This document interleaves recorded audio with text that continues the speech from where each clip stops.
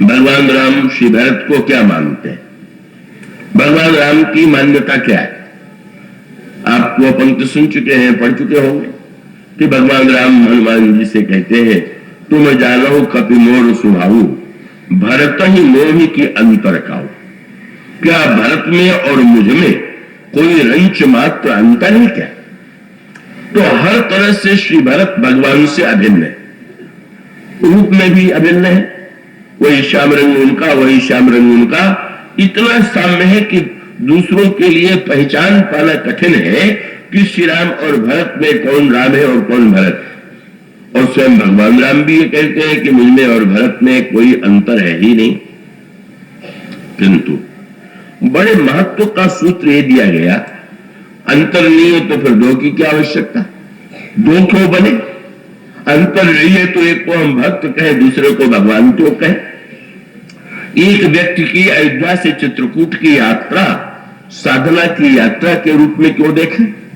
और उसका सूत्र गोस्वामी जी ने यह दिया कि भगवान राम के दर्शन से ही अगर समस्या का समाधान हो जाता तो मंथरा की बुद्धि भ्रष्ट न होती, कैकेयी की बुद्धि का विनाश न होता और अयोध्या में इतना अनर्थ न होता। साक्षात ईश्वर था, ईश्वर है ही श्री राम, पर वो ईश्वर के रहते हुए भी कौन सा ऐसा दोष है कि जो अयोध्या में नहीं आ गया। और उसका उत्तर यही था। यूं कह लीजिए कि आप सोचने लगिए, महाराज श्री दशरथ राज्य देना चाहते हैं, गुरु वशिष्ठ कहते हैं कि राज्य दे दो। अयोध्या के सारे नागरिक का बुलाए गए, अगर सारे नागरिक तो उत्सव के लिए तैयारी कर रहे हैं, नगर को सजा रहे हैं, इतना होते हुए भी राम राज्य नहीं बन पाया। क्यों नहीं बन पाया। उसको अगर भौतिक अर्थों में कहें कि भरत यदि होते अयोध्या में तो क्या ये अनर्थ हो पाता। इसीलिए गुरु वशिष्ठ को श्री भरत ने थोड़ा उलाहना दिया था। जब चित्रकूट में गुरुजी ने पूछा कि भरत लौटाने का उपाय क्या है, तो एक तो उन्होंने कहा, गुरुदेव उपाय तो बताना ये तो आपका ही कार्य है। पर उसके साथ एक शब्द उन्होंने जोड़ दिया, पूछिए मोहि उपाय अब। ये अब शब्द जो है बड़े महत्व का है। अब माने महाराज जी इस समय, और इतने में उन्होंने जो बात कह दिया आ रहा था, अमित आकर थोड़े, उसका अभिप्राय था कि गुरुदेव उपाय तो आपके पास ही था।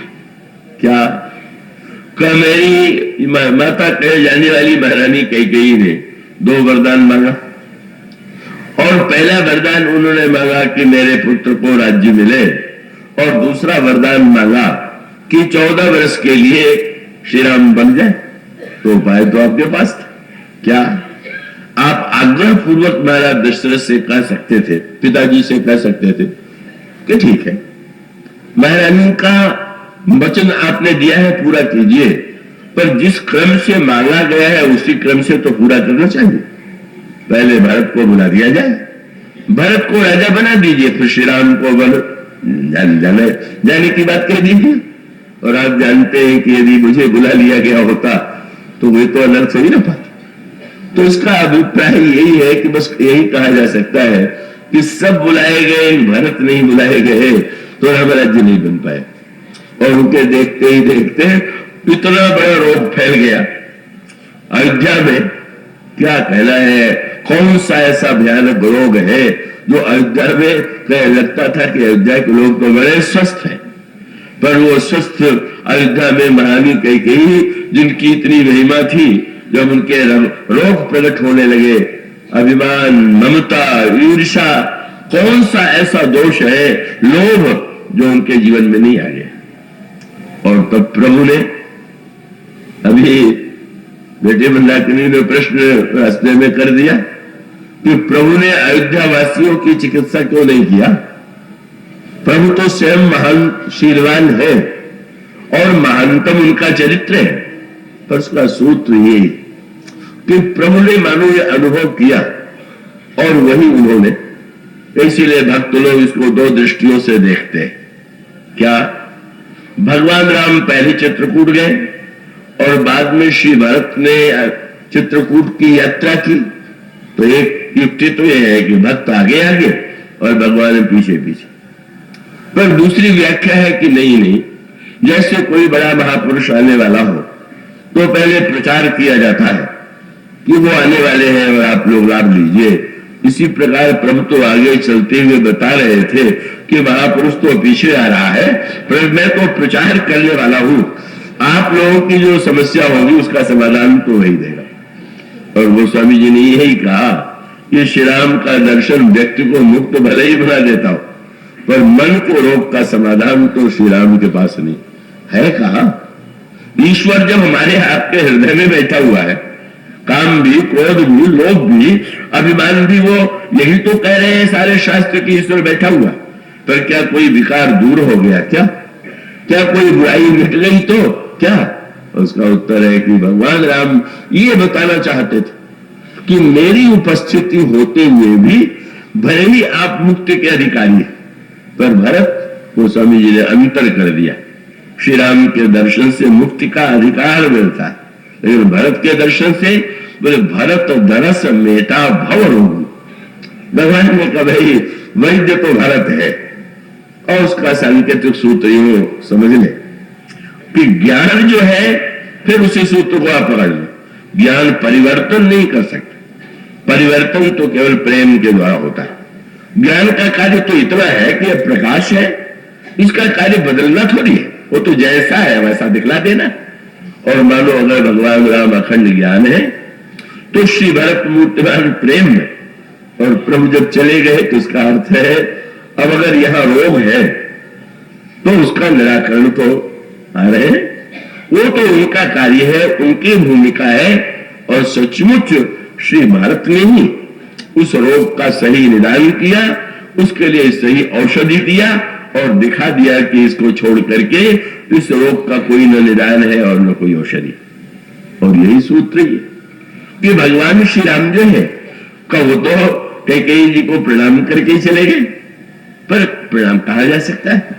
प्रश्न उन्होंने किया कि भगवान राम तो बड़ी मीठी भाषा, कैकेयी जी की बड़ी प्रशंसा करके चले गए, पर एक सूत्र भगवान राम छोड़ गए थे।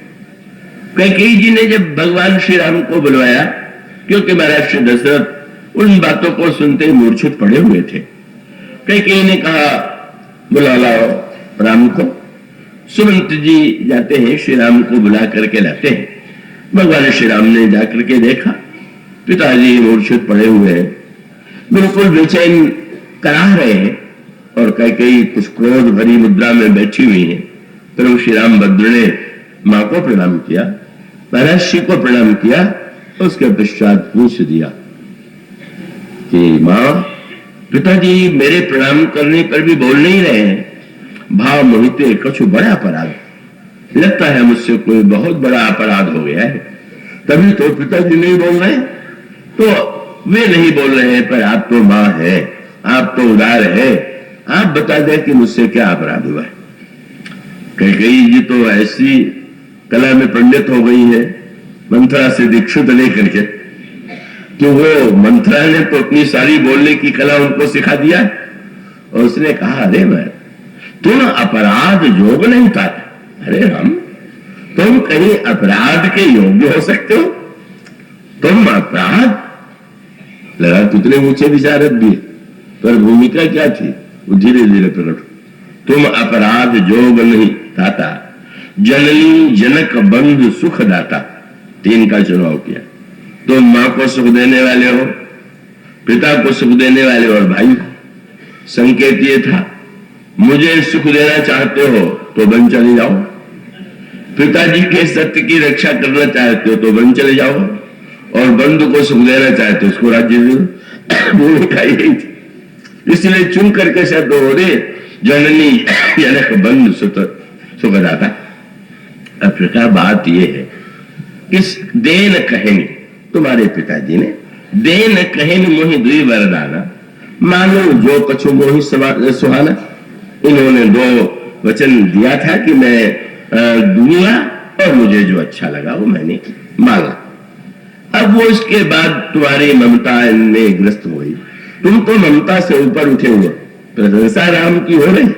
ऐसे कई लोग प्रशंसक होते हैं जो प्रशंसा केवल स्वार्थ से ही अरे तुम तो बड़े भक्त हो, पितृभक्त हो, लेकिन देखो तुम समझाए, तुम तो पिताजी को समझाओ। क्यों? बोले चौथे पल जी अजसन हो, तुम्हारे पिताजी वृद्ध है, इस वृद्धावस्था में इनको अयश हो जाए तो कितना बुरा होगा। राम मुझे तुम पर पूरा विश्वास है। और फिर बताया मैंने वरदान मांगा है कि भरत को राज्य मिले और तुम 14 वर्ष के लिए बन जाओ। बस उन्होंने अपनी शैली का प्रयोग किया और यो कहना चाहिए कि अब ये जो शील का प्रदर्शन है, शील का एक रूप वह भी दिखाई दे रहा है जो कैकेयी की वाणी में। वो कौन सा है? जैसे भीतर तो भरा हुआ है स्वार्थ और विष, और ऊपर से उसको मिठास में घोल करके। कैकेयी ने श्री राम को देखा, प्रभु ने देख करके मन मुस्काए भानुकुल भानु, बड़े सजग है, हंसने का मन हो रहा है, पर इस प्रतिकूल वातावरण में हंसना ये तो बिल्कुल मर्यादा की सीमा होगी। तो सावधान इतने हैं कि दूसरे आदमी ने लिखा मन मुस्काए, मन ही मन मुस्कुराए। और भानुकुल भानु, राम सहज आनंद निधानु, राम तो सहज आनंद के केंद्र मूर्तिमान रूप है। संसार में अधिकांश व्यक्तियों का आनंद तो वस्तु से जुड़ा हुआ है, पद से जुड़ा हुआ है, परिस्थिति से जुड़ा हुआ है। राम का आनंद तो अपने आप में ही है। और श्री तुरंत कहा सो जननी सोई पितु बड़ भागी, जो पितु मातु चरण अनुरागी, तनय मातु पितु तोष विहारा, दुर्लभ जननी सकल संसारा। बार बार प्रभु ने एक नया शब्द बदल दिया। अभी तक जब भी माँ कैकेयी जी को पुकारते थे इसके पहले तो माँ कह करके ही पुकारते थे, पर अब बार बार प्रभु ये कहते हैं मुनिगण मिलन विशेष बन सबहि भात हित मोर, तेहि महा पितु आय सुबर सम्मत जननी तोर। जननी जननी जननी, आप जननी और माँ का अंतर तो जानते ही होंगे, और वो अंतर यही है, माँ प्रत्येक को महिला को आप माँ के रूप में देखें, एक रूप है, पर जननी शब्द का सीधा सा अर्थ है जिसके गर्भ से जन्म होता है, जो जन्म देने वाली है वो जननी। तो प्रत्येक माता तो हो सकती है, पर जननी तो ये कि जिसके गर्भ से जन्म हुआ। पर भगवान राम ने आज कैकेयी जी को की पदोन्नति कर दिया। उन्होंने कहा कि मैं अब तक तो आपको माँ कहता था, पर अब मैं आपको जननी के रूप में मानता हूं। क्यों? बोले बच्चा जब बोल नहीं पाता तो एक जननी ही ऐसी होती है कि जो बच्चे के हृदय की भाषा समझती है और इस इच्छा को पूरी करती है। मां, कल भी जब गुरु जी ने मुझे राज्य के लिए कहा तो मेरे मन में एक इच्छा थी, पर मैं डर के बारे बोल नहीं पाया। पर धन्य हो तुम, कितनी महान हो कि तुमने मेरे हृदय की बात समझ लिया। कल ही मैं सोच रहा था कि छोटे को छोड़ करके बड़े को राज्य देना ये अनुचित है, और तुमने वही वरदान मांग दिया। कितना तुम्हारा, कितना तुम मुझे जानती हो, कितना तुम मेरे हृदय की जो बात मैं गुरु जी के डर के बारे नहीं बोल पाया, पिताजी के डर के बारे नहीं बोल पाया, कैसा तुम्हारा उदार हृदय है कि तुमने वो मेरी इच्छा पूरी कर दी। पर प्रभु ने कहा मां, तुलना उन्होंने की, सेव ही अरब कल्प तरु त्यागी, और परिहरि अम्यले ही विश्व मांगी, ते उन पाई अस समय चुका ही, देख विचार मातु मन माही। ये तुम्हारा दो वरदान नहीं, भगवान ने तुलना की।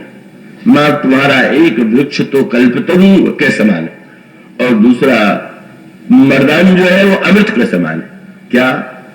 जब तुमने कहा भारत को राज्य मिले तो ये तो कल्पतरु के समान, तुमने मेरे हृदय में इच्छा थी। कल्पतरु माने जो कल्पना को पूरा करे, पर कल्पतरु में और तुमने अंतर यही है कि कल्पतरु जितना मांगा जाए उतना ही देता है, पर तुमने जब ये कहा कि राम तुम्हें बन जाना होगा, तो मां तुमने इतना दे दिया, तुमने अमृत दे दिया। और यह संकेत था श्री भरत के प्रेम की ओर। मां, कब भरत को राज्य ही नहीं, मुझे बन भेज करके जो तुम दिव्य प्रेम का दान दे रहे हो, तो संसार को धन्य बनावेगा। मैं तुम्हारे चरणों में कोटि कोटि नमन करता हूं। कैकेयी फिर भी उनको यही लगा कि राम चापलूसी करके बातें बना रहा, यही लिखा हुआ है, सहज सरल रघुबर बचन कुमति कुटिल करी जान, चले जोक जिम बक्र गति जद्यप शरीर समान। आपने जोक को देखा होगा, जोक को चिपट जाए तो खून चूस लेती है। तुलसीदास जी ने जोक से तुलना किया। कई लोग कैकेयी जी की प्रशंसा करते हुए सारे प्रसंगों को भूल जाते हैं और अपनी काव्यमयी भाषा में कहने लगते हैं कैकेयी कैकेयी कैकेयी। वस्तुतः कैकेयी महान नहीं है, राम का शील महान। और राम का शील महान इसलिए है कि वो कैकेयी को भी इतना सम्मान दे सकते। ये श्री राम के चरित्र की विशेषता है, कैकेयी जी की नहीं। जोक के समान उनकी तुलना करके गोस्वामी जी कहते जोक तो दूसरे का खून ही चूसना जानती है। ये जोक की वृत्ति है। फिर जोक को आपने देखा होगा, जल तो समान बह रहा है पर जब वो चलेगी तो तिरछे चलेगी। बोले श्री राम तो उनका वचन जो है वो तो एक सम जल के समान है, पर ये जोक के समान कैकेयी जो है उसको लगता है अच्छा वो तो कुटिलता का पाठ मंथरा से पढ़ लिया, तो उनको तो सब जगह कुटिलता दिखाई देती है। वे सोचती है मैं जैसे भाषण दे रही थी वैसे ही राम ने चतुराई किया। किंतु भगवान श्री राम के मन में जो भावना थी, जो प्रसन्नता थी, उस प्रसन्नता का अभिप्राय भगवान राम मानो यह बताना चाहते थे कि मेरी उपस्थिति से परिवर्तन नहीं होता, मैं चाह करके भी परिवर्तन करने में असमर्थ हूं। किंतु जब भरत जैसा संत, भरत जैसा महापुरुष जब अपने चरित्र के द्वारा परिवर्तन ला देता है तो परिवर्तन होता है। और आप देखेंगे कि सच में भगवान श्री राम तो मुस्कुरा करके भविष्य की कल्पना से वो सोच रहे हैं भविष्य में क्या होगा और वो उस भाव को लेकर के वन में चले गए।